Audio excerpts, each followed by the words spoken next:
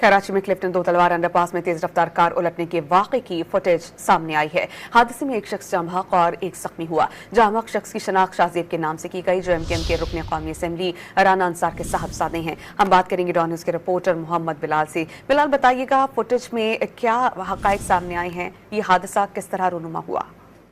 जी बिल्कुल, देखिए MKM रुकन कौमी असेंबली राना अंसार के बेटे का जो ट्रैफिक हादसे में जाम बहक हुए थे, उसकी CCTV फुटेज सामने आ चुकी है। इब्तदाई तौर पर पुलिस हुकाम की जानिब से कहा गया है कि वाकया तेज रफ्तारी के बायस पेश आया है। CCTV फुटेज में देखा जा सकता है कि तेज रफ्तार गाड़ी आते ही जो है दीवार से टकराती है और दीवार से टकराने के बाद उलट जाती है। इस तमाम तहकीकात के हवाले से पुलिस का ये कहना है कि इब्तदाई तौर पर यही मालूम होता है कि वाकया तेज रफ्तारी के बायस पेश आया है, जबकि रात के ये क्लिफ्टन दो तलवार अंडरपास के करीब जो है वो तेज रफ्तारी से एक कार उल्टी थी, जिसमें एक शख्स जाम बहक हुआ था और एक जख्मी हुआ था। जाम बहक शख्स की शनाख्त